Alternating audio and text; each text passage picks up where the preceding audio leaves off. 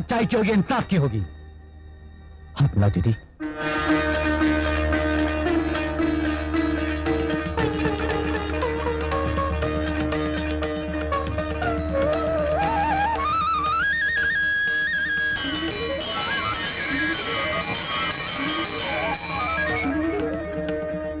Manager. Yes sir.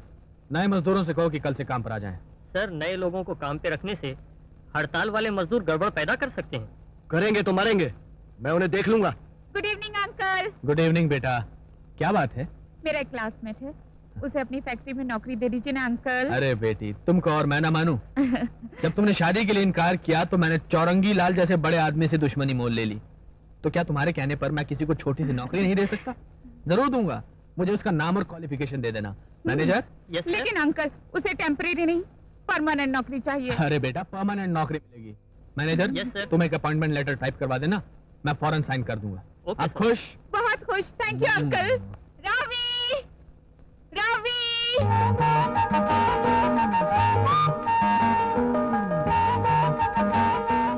Ravi, हमारी factory में तुम्हारी नौकरी पक्की हो गई है, कल ही ड्यूटी ज्वाइन कर लेना।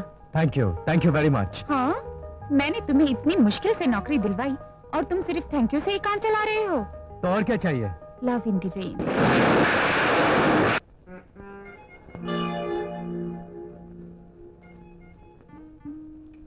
Good morning sir. Good morning. Excuse me sir, मेरा लड़का मर गया और क्रियाक्रम करने के लिए मेरे पास पैसे नहीं। I am not a beggar, I am a retired government employee. कुछ हेल्प हो जाएगी तो 50 रुपए मिल जाते तो। 50 रुपए? 20 से काम चल जाएगा। At least 5 rupees. I am not a beggar, I am government employee. Thank you sir sir sir sir sir. अरे भाई दे तो दिया। कंगाल। क्या आदमी है ये? दूसरों के मर्द दफ्तर में जाके सोते हैं और रात को घर में आकर जागते हैं।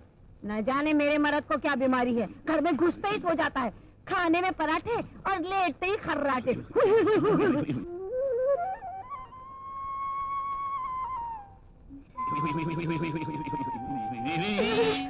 कहाँ चली, कहाँ जा रही है तू?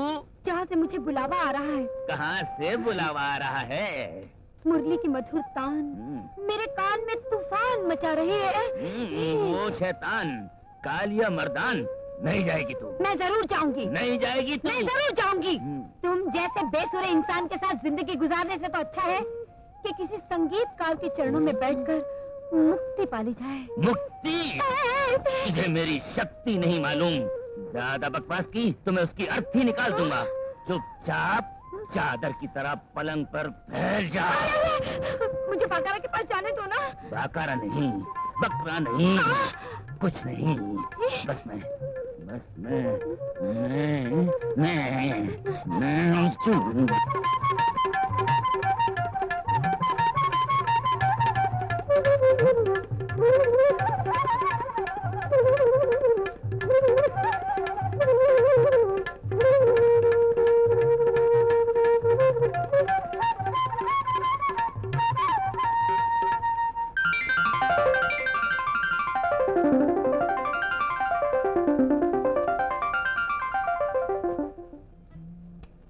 Good morning sir. मेरा बेटा मर गया है, उसके क्रियाक्रम के लिए मेरे पास पैसे नहीं है, थोड़ी मदद कीजिए। I am not a beggar, I am retired government employee. मजबूरी है। तो मैं क्या करूं? 20 रुपए दे तो 10 रुपए दीजिए चले। I am sorry. 5 रुपए मिल जाए तो सिर्फ 2 रुपए। दो। दादाजी,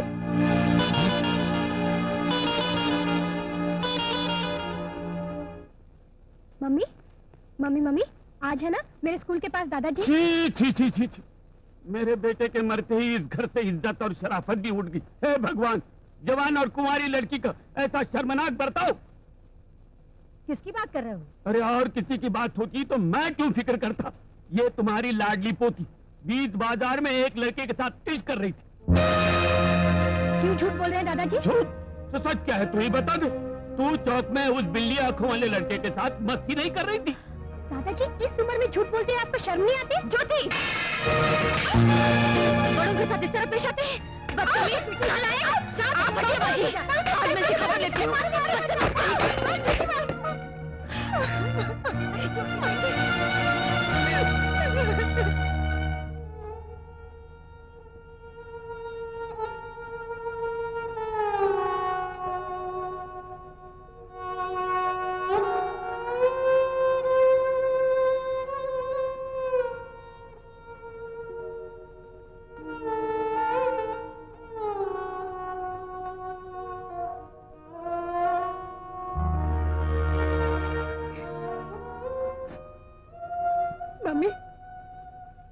कोई गलती नहीं की।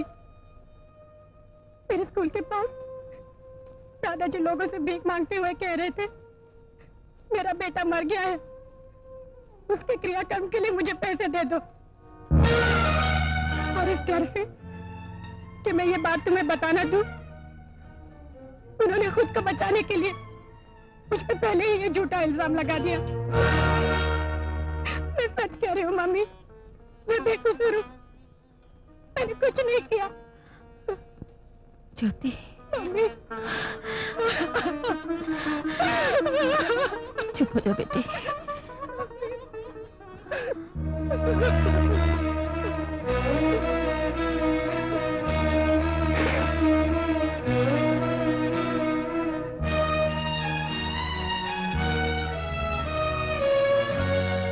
बाबूजी, अगर आप जेब खर्च के लिए अपनी बहू से पैसे मांगना अपनी बेइज्जती समझते हैं, तो आप ये क्यों नहीं समझते कि अपने मरहूम बेटे के नाम पर सड़कों पर भीख मांगना सिर्फ आपकी नहीं बल्कि सारे खानदान की बेइज्जती है।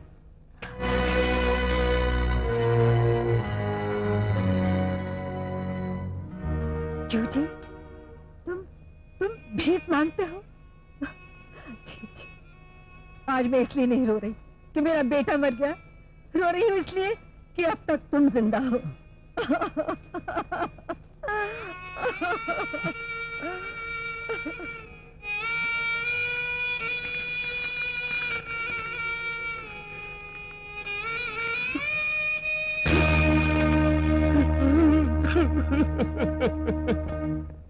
महेंद्र बाबू, अरे ये क्या, तुम यहाँ चले आए? मैं जनता का जबरदस्त जुलूस लेके तुम्हारे स्वागत के लिए सेंट्रल जेल गया था और तुम यहाँ चले आए।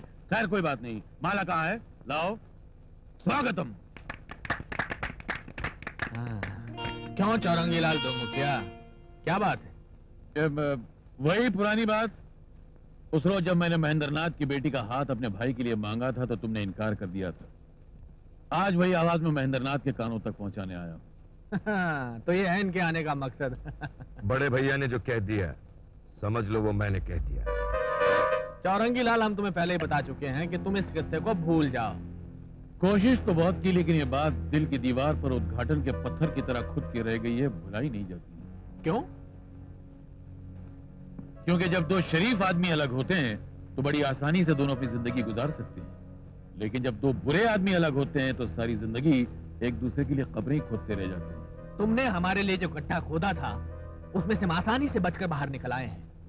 हम अच्छी तरह जानते हैं कि झांसी रानी को खून के बारे में बताकर भड़काने वाले बड़े आदमी आप ही थे। नहीं महाप्रभु, मैंने तो उसी दिन से अपने होश से लिए थे, मुझे कुछ नहीं मालूम। मैंने तो उस दिन से मुंह भी नहीं खोला। कैलाशनाथ, बोलो। मैं वो हूं जिसने मर्डर्स कराए, दंगे फसाद कराए। जब उनसे नियत भर गई तो राजनीति में चला है। मैंने 17 घाट का पानी पिया है, मुझे भड़काने की कोशिश मत करो। अगर मैं तुम्हें भड़का भी दूं चौरंगी, तब भी तुम मेरा कुछ नहीं बिगाड़ सकते। अच्छा? हाँ? तो वो कागज जिस पर तुमने और चंद्रशेखर ने दस्तखत किए थे वो कहाँ है, कुछ मालूम? सन्यासी राजा उन कागजों को कब का फाड़ चुका है। नहीं प्यारे, सन्यासी राजा उन कागजों को मेरे हाथों 50,000 में बेच चुका है। हाँ? मुंह मत खोलो, मैं तुम्हारी हथेलियों की लंबाई पहले ही नाप चुका हूँ। तुम उन कागजात का क्या करोगे? सन्यासी राजा जेल में है, ये तुम्हें मालूम है, और हम ये कागजात झांसी रानी को दे देंगे, ये भी तुम्हें मालूम है। सन्यासी गवाही ना दे तब भी वो कागजात तुम्हें फांसी पर लटकाने के लिए काफी है, ये भी तुम्हें मालूम है। अब कहो। भाई चौरंगी लाल जी, समझ लीजिए ये आपके पाँव हैं। मैं आपके पाँव पड़ता हूँ चौरंगी लाल जी। पैर नहीं, मुझे सिर्फ तुम्हारी भतीजी का हाथ चाहिए। जरूर जरूर, आपके भाई के साथ ही मेरी भतीजी की शादी होगी। क्यों भैया? जो आपकी मर्जी। हाँ, ये हुई ना बात। तो चलो इसी बात पर एक गिलास बियर हो जाए। और beer, I am always ready my dear. तुम ही खड़े रहो। तुम चिंता मत करो रेनू, मेरे होते हुए शादी कभी नहीं हो सकती। मैं तुम्हारे डैडी और अंकल को ऐसा धोखा दूंगा कि शादी तो होगी, मगर दूल्हा विक्रम नहीं, ये रवि होगा। ओके? ओके।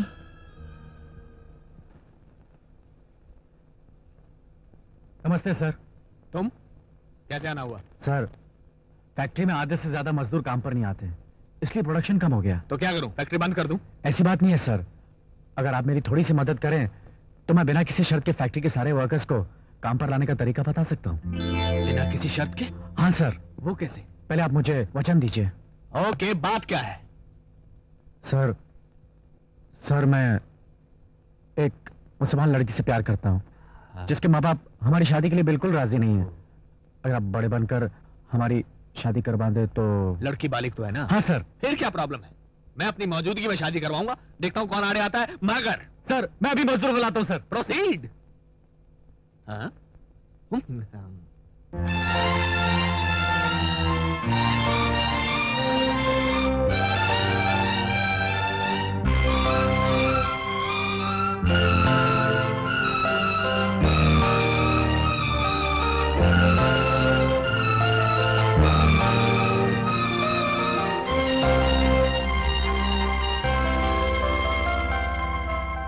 मैं सबको ले आया हूं सर। ठीक है, आइंदा कोई गड़बड़ की तो मैं बिल्कुल माफ नहीं करूंगा, और जिनको निकाला गया उनको वापस भी नहीं रखा जाएगा। मत रखिए सर। और अहमद मियां के घर वालों को हर्जाना भी नहीं मिलेगा। जरूरत नहीं है सर। और हड़ताल के दिनों की तनख्वाह भी नहीं मिलेगी। नहीं चाहिए सर। ठीक है, तुम लोग सब ड्यूटी पर चले जाओ। ये सपना है या जादू? तुमने इनसे क्या कह दिया भाई? ये बात बताने की नहीं है सर, ट्रेड सीक्रेट। पहले आप अपना वादा निभाइए, मेरी शादी करवा दीजिए, फिर मैं आपको सब कुछ बता दूंगा। श्योर श्योर, कल ही तुम्हारी शादी होगी रवि। Thank you sir. ओम पितामसी स्वाहा, ओम सत्यम यशा शीर्णै शिष्यताम स्वाहा। डरने की कोई बात नहीं है। हाँ चलने दो, चारों तरफ हमारे गुंडे खड़े हैं, नीचे पुलिस वाले हैं। सुनो जी, हो सकता है लड़की का बाप ऊपर आने की कोशिश करे। पुलिस वालों को कह दिया ना कि जब तक मैं हुक्म ना दूं उसको एक भी सीढ़ी ऊपर चढ़ने मत देना। कह दिए सर। बस फिर क्या प्रॉब्लम है, चलने दो।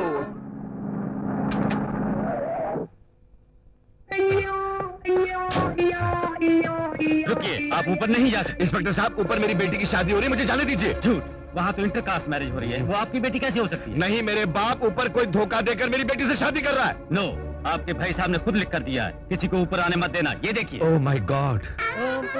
जरा चेहरा तोड़ाने को बोलिए, दुल्हन का चेहरा नहीं दिखाई। बिल्कुल नहीं, इनके मजहब में गैर आदमी को चेहरा नहीं दिखाते।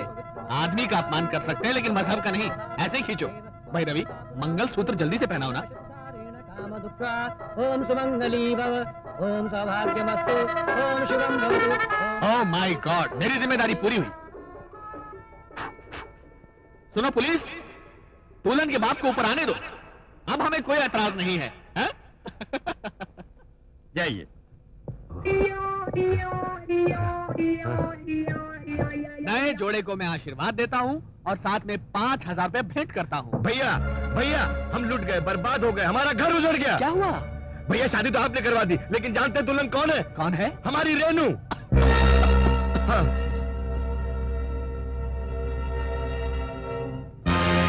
थैंक यू अंकल, मुझे खुशी है कि आपने खुद अपने पवित्र हाथों से हमारी शादी करवा दी। आखिर तुम हो कौन? मेरा भाई, और अब तुम्हारा दामाद। समझती हो धोखे से की गई शादी मानी जाएगी? धोखा कहाँ हुआ बड़े ससुर जी, आप खुद मौजूद थे, इतनी जनता मौजूद थी, आपने खुद दोनों धर्मों के अनुसार मेरी शादी करवाई और मंगलसूत्र भी बनवाया। मैं ये मंगलसूत्र नोच कर फेंक दूंगा। 6 महीने की सजा काटने वाले महेंद्र नाथ, अपनी मर्जी से शादी करने वाले इन 2 बालिगों को अगर तुमने धमकाकर अलग करने की कोशिश की तो तुम्हें कितनी सजा मिलेगी ये मुझे बताने की जरूरत नहीं, समझे? चल रही हूं। अच्छा ससुर जी, चलते हैं। आदाब बड़े ससुर जी, खुदा हाफिज।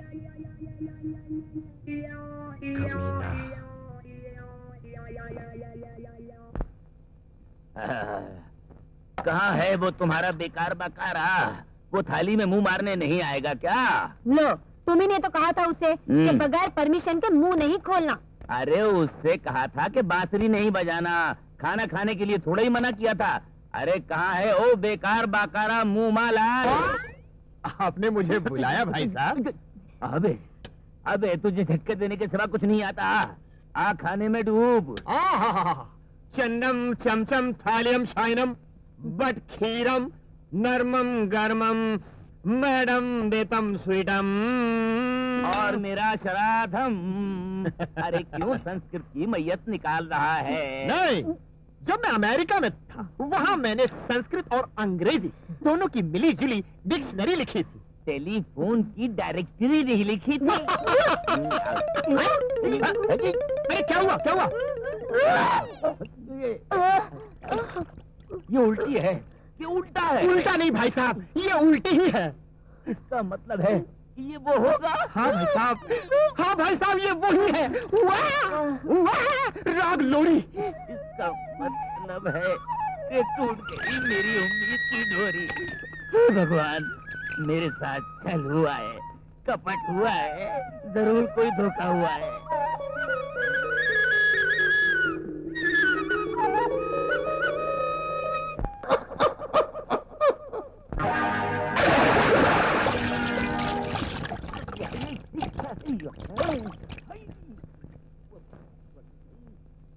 ये सब आपकी वजह से हुआ। नहीं, तुम्हारी वजह से हुआ है। अगर इंस्पेक्टर ने रोका भी तो तुम रुके क्यों? वो तो ठीक है, अब चौरंगी लाल को कौन समझाएगा? वो दो मुख वाला साहब कहीं हम पर हमला न कर बैठे। डट, वो रवि आपकी कुर्सी पर बैठा हुआ है। क्या? मेरी कुर्सी में बैठा है? जी। गधा नकली पंजे लगाकर शेर से मुकाबला कर रहा है। चलो देखते हैं। तेरी ये हिम्मत, मेरी कुर्सी पे बैठा है। चलो उठ। क्यों हॉट हो रहे हो बड़े ससुर जी? बक बक मत कर। कल तक हमारे मजदूरों की खाकी वर्दी पहनकर कौवे की तरह घूमता फिरता था और आज मेरी कुर्सी पे बैठा है। तो क्या हुआ बड़े ससुर जी? आपका दामाद हूँ, आदि जायदाद का हकदार हूँ। क्यों डार्लिंग? यस डार्लिंग, तुमने बुलाया? ए लड़की, तेरा दिमाग खराब हो गया है? मैं यहाँ हूँ, तेरा अंकल यहाँ है, तेरी जुबान से ये डार्लिंग शब्द निकला कैसे? मजबूर हूँ डैडी। हिंदू धर्म में तो पति भगवान के समान होता है ना, like God. God, he is like a dog. चल उठ कुर्सी से। नॉट पॉसिबल स्मॉल ससुर जी, क्योंकि एज सन इन लॉ इस फैक्ट्री में, इस बिजनेस में 50% पर मेरा हक है। मैं तुम्हें एक कौड़ी भी नहीं दूंगा। खैर, कौड़ी तो मैं लूंगा भी नहीं। पूरे 50% ले चुका हूँ। जेल जाने से पहले आप अपनी पूरी प्रॉपर्टी अपनी बेटी के नाम कर गए थे। ये रहा दस्तावेज, रजिस्टर्ड दस्तावेज। और मैंने अपने हिस्से का सब कुछ रवि के नाम लिख दिया है। ये रहे उसके रजिस्टर्ड दस्तावेज। अरे नालायक लड़की, ये क्या कर दिया तूने? मेरे भाई की ना खलफ औलाद, तूने हमारी नाक कटवा दी, पूरा सत्यानाश कर दिया। पूज्य ससुर जी, क्या? पूरा सत्यानाश कहाँ हुआ है? अभी तो सिर्फ छत गिरी है, इमारत गिरना बाकी है। पूरा सत्यानाश किसको कहते हैं, बाहर आकर देखिए। Shall we leave, darling? Yes dear. Don't forget the bag. Oh no.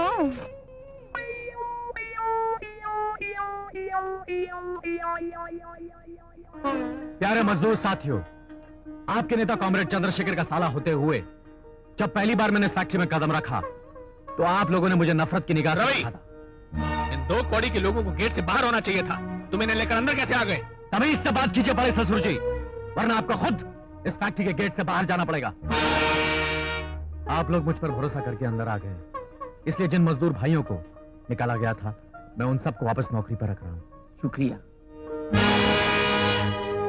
माँ जी, मैं आपके शौहर को दोबारा जिंदगी तो नहीं दे सकता, लेकिन हाँ, आपके शौहर की मौत के हर जाने के लिए और मजदूरों की भलाई के लिए अपनी जान देने वाले मेरे जीजा जी की याद में मैं आपको 1 लाख रुपए दे रहा हूँ। जीते रहो बेटा। रवि बाबू! रवि बाबू! Stop it!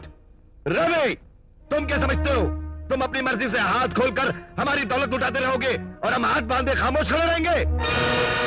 तुमने जिस जिस को नौकरी पर रखा